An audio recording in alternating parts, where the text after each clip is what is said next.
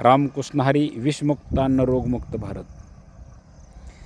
नियत फिरली रे बाबा, नियत फिरली. नियत उगाच फिरत नाही. ज्यावेळेस तुमच्या हातून काहीतरी विचित्र घडतं त्यावेळेस तुमची नियत फिरलेली असते. आणि नियत जर तुम्ही बदलली, पैसा कमविण्यासाठी असन, भेसळीच्या प्रमाणात असन, स्वतःबद्दलसुद्धा नियत चांगली नाही माणसाची.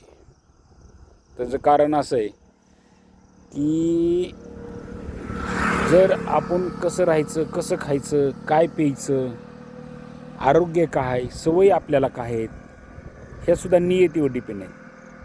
फक्त पैसा कमवण्यासाठी तुम्ही जर नियतीचा गैरवापर करीत असताना, चाहे अधिकारी असू द्या,